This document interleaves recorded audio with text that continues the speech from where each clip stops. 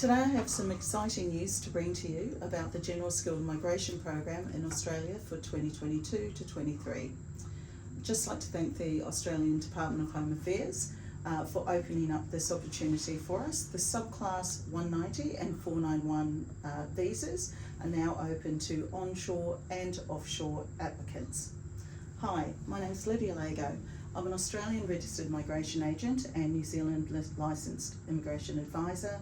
For over 12 years, I work for Pathway Education Visa Services. Today I've drawn up this map and I've broken it down into the different states and territories, and I'll just walk through it briefly with you and talk about the General Skilled Migration Program. So we're going to start with Victoria first.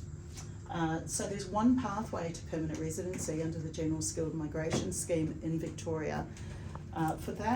For Victoria, you need to have an occupation in the target sector. So any one of these here, which are early childhood, digital, hospitality, medical, agricultural, new energy and life sciences. So if you have an occupation in that, you may be eligible. Another change that has occurred is that you need to provide an estimated annual earnings. So we can help you with that.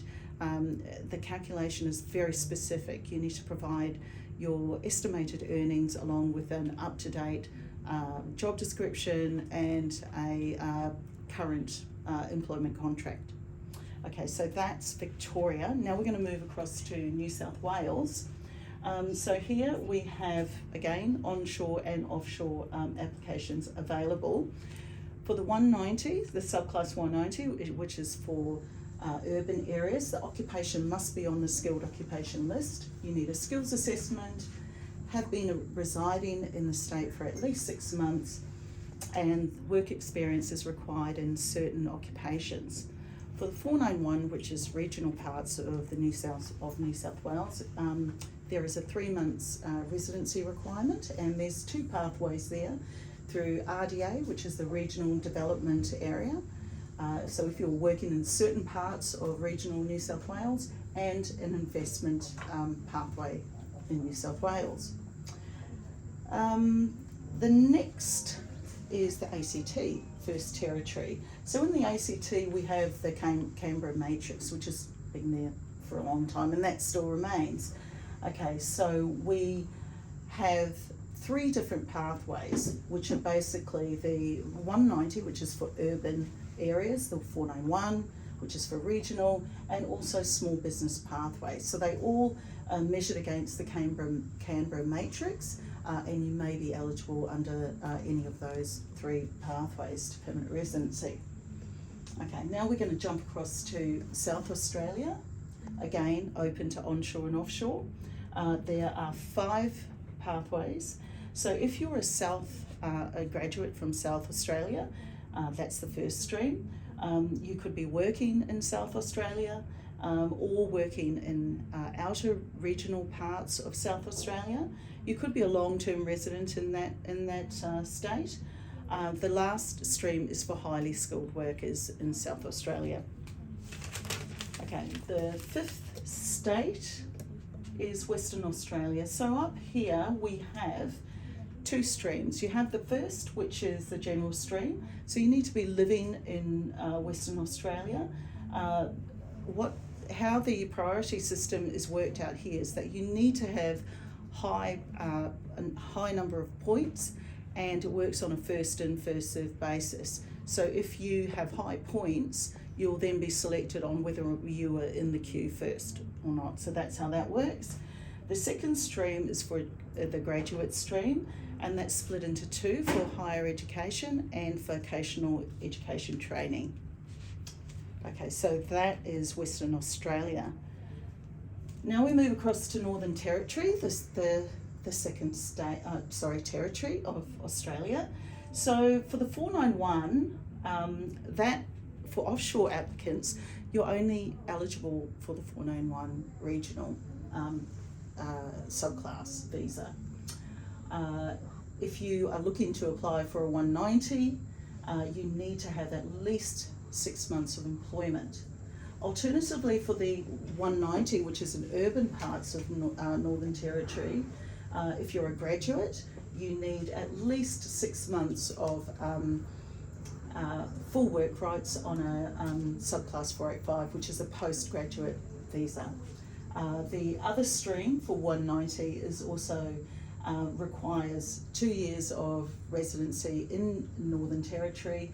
That includes your dependents, and you need an employment contract with at least 12 months validity on it. Okay, moving across to Queensland, we have 4 streams in Queensland. First is the graduate stream, so if you're a graduate from Queensland. The second is for skilled occupations for onshore applicants. The third is for skilled occupations for offshore applicants. And the last is for small business stream applicants. So if you're interested in any one of those 4, is particularly the small business, which is very popular, please contact us and we can talk you through the eligibility requirements. So from Queensland, I think we've moved, no, Tasmania, sorry. Tasmania, we have 3 pathways. We have skilled employment pathway, we have skilled graduate pathway, and established resident pathway.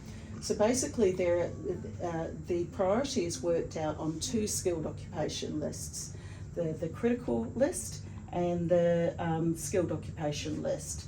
So they prioritise it based on a gold, green and orange standard.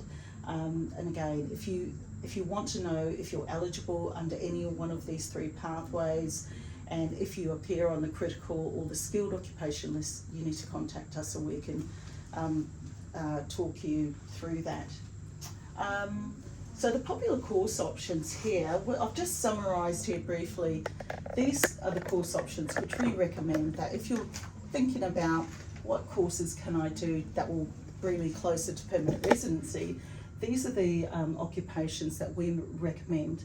So nursing, IT, digital, engineering, social work, community services, early childhood education, which is very popular in Victoria, telecommunications and engineering, agriculture, commercial cookery, building construction, carpentry, bricklaying, painting, and all other trade courses. So those are the most popular courses that we recommend.